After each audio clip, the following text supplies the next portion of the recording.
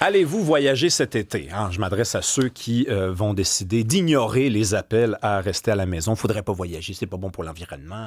Faudrait rester à la maison, ta. On n'a qu'une seule vie à vivre, à moins d'être religieux. J'encourage tous les gens à explorer le monde. Par contre, je fais toujours, et de ça depuis des années, la distinction entre le voyage et le tourisme. Pour moi, le tourisme, c'est tout le monde va à une place, on va à cette place-là, voir ce que tout le monde regarde, prendre en photo ce que tout le monde prend en photo. On se prend en photo soi-même, on met ça sur les réseaux sociaux, on y est allé, on peut cocher ça sur une liste. Un voyage, c'est autre chose, Cybèle.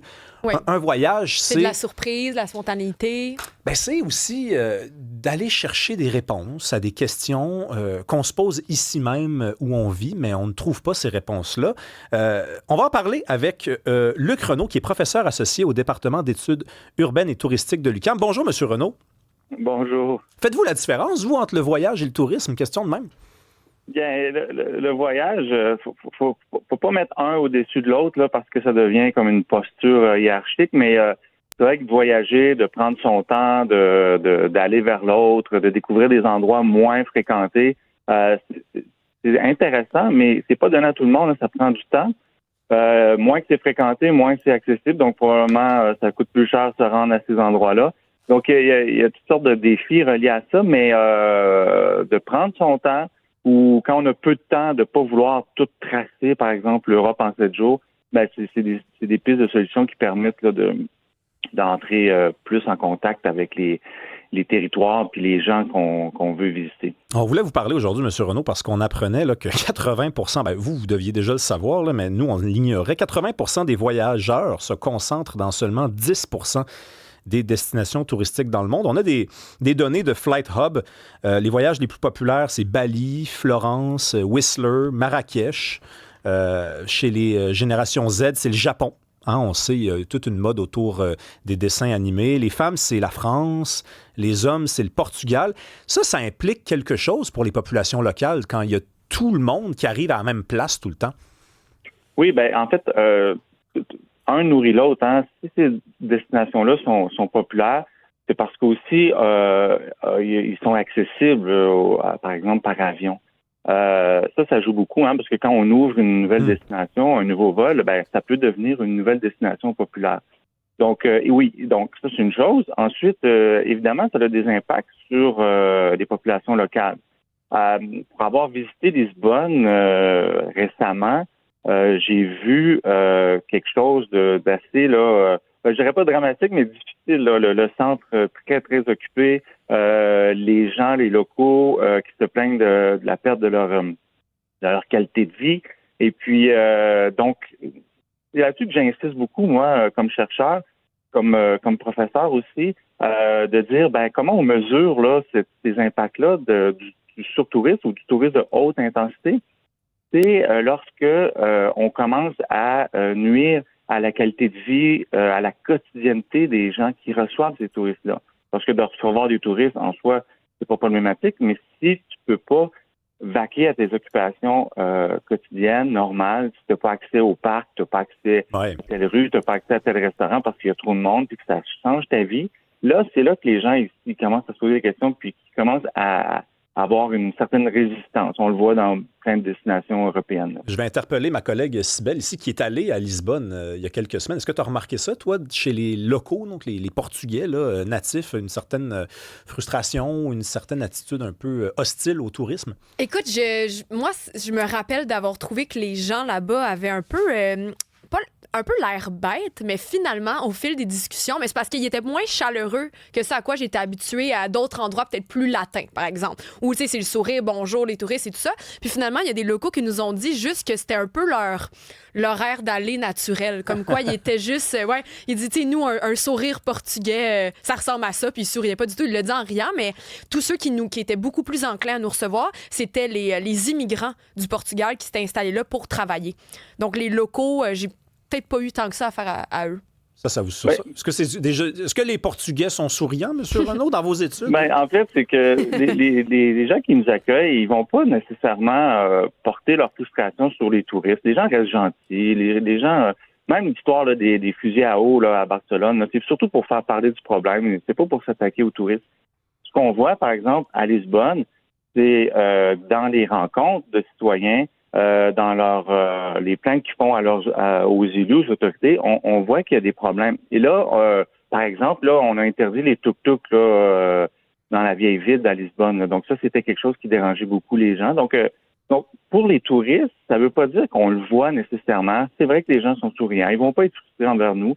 Et puis on va se sentir accueillis, mais ils sont capables aussi de dire aux gens de l'industrie que il y a peut-être certaines choses qui ne fonctionnent pas.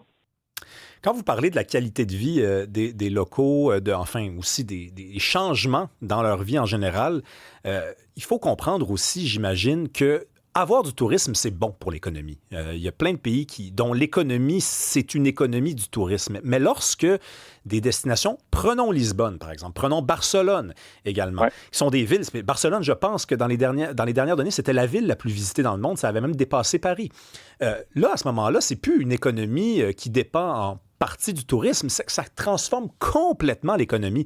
Là, ça vient révolutionner complètement la manière que les gens vivent. Les gens, ils ne peuvent plus vivre une vie dite normale, une vie qui ressemblerait à la vie qu'ils avaient avant que la destination, qui est leur ville, devienne la plus populaire au monde. Oui, parce que en fait, Barcelone, c'est les Jeux olympiques là, de Barcelone qui a transformé la ville et qui a rendu Barcelone très populaire. Il y a encore beaucoup de quotidienneté dans Barcelone. On le voit si on se promène dans le Gothique. Quand on lève les yeux, on voit beaucoup de touristes au niveau du sol, mais quand on lève les yeux vers le ciel, on voit des pas des cordes à linge, mais des espèces de trucs pour accrocher le linge. On sait qu'il y a des gens qui vivent là. On voit les boucheries, on voit la quincaillerie, on voit encore beaucoup de quotidienneté.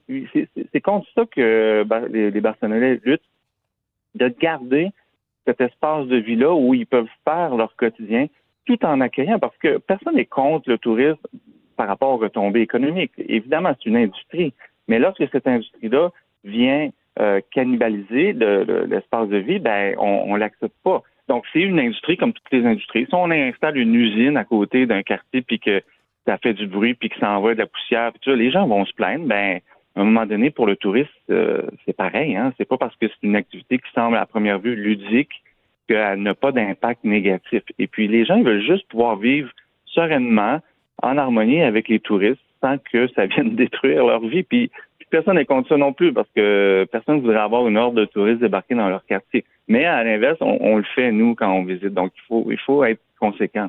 Vous avez peut-être bien fait tantôt de ne pas mettre au-dessus ou en dessous le voyage par rapport au tourisme. Moi, j'étais cynique. J'estime encore à ce jour que le voyage a peut-être une vertu supplémentaire. Par contre, quand je regarde les endroits dans le monde, les destinations voyage les plus populaires, je constate que ça change. Vous venez de parler de Barcelone qui a eu ses Jeux olympiques et là, ça a changé complètement le destin de Barcelone. Moi, je suis allé à Manille il y a à peu près une dizaine d'années. Et dans les rues de Manille, je voyais dans les yeux des Philippins qu'ils n'étaient pas habitués de voir des touristes là. Hein, j'avais vraiment l'impression que c'était une ville qui n'avait pas vécu le tourisme. Et là, c'est rendu la destination avec le plus grand nombre de réservations selon Flight Hub. Donc, à part, mettons, les Jeux olympiques, qu'est-ce qui peut influencer le sort d'une ville qui se transforme d'une ville dite normale à une ville attrait touristique total? Certain qu'à l'époque, les Jeux olympiques avait beaucoup d'effets. Par exemple, ça n'a pas eu le même effet sur Paris. Paris, c'était déjà une ville populaire. Mais ce qui joue beaucoup là depuis l'avènement des réseaux sociaux, c'est cette espèce de mise en popularité de certains lieux par les influenceurs, par les gens qui visitent. Et puis, et à ça, il y a des pressions aussi des destinations de développer le tourisme parce certaines destinations voient ce qui se fait ailleurs. Et puis, il y a un lobbying qui se fait auprès des compagnies aériennes pour ouvrir des liaisons.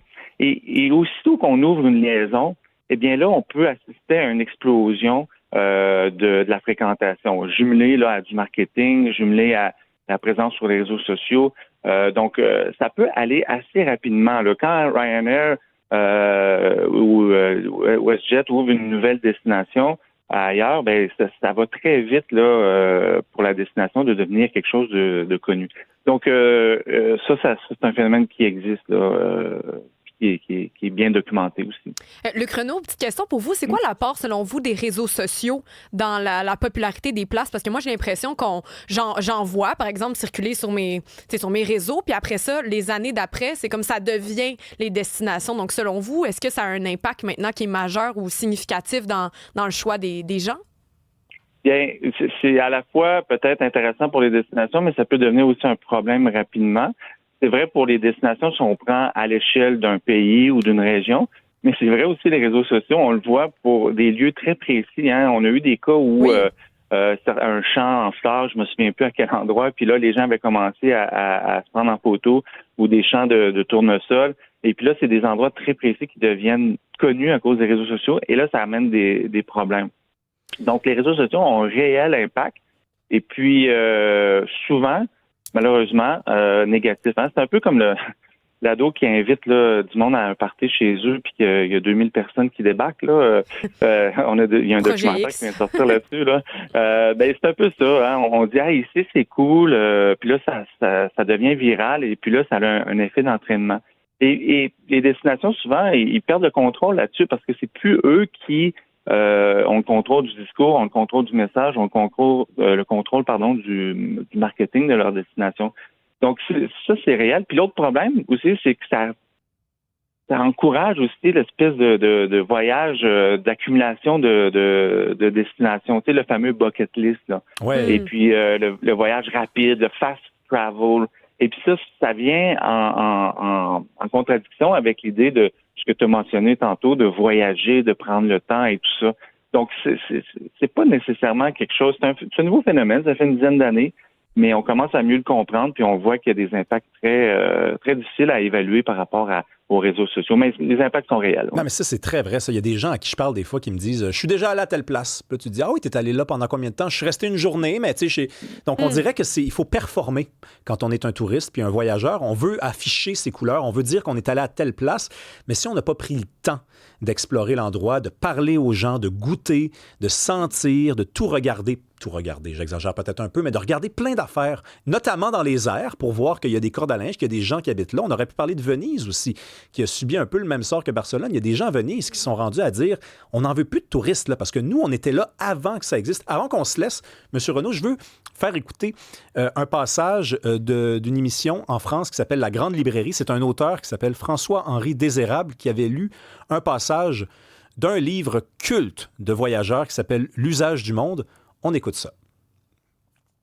Nous avions 2 ans devant nous et de l'argent pour 4 mois. Le programme était vague, mais dans de pareilles affaires, l'essentiel est de partir. C'est la contemplation silencieuse des atlas, à plat ventre sur le tapis entre 10 et 13 ans, qui donne ainsi l'envie de tout planter là.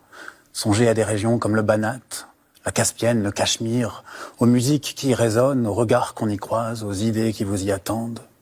Lorsque le désir résiste aux premières atteintes du bon sens, on lui cherche des raisons. Et on en trouve qui ne valent rien.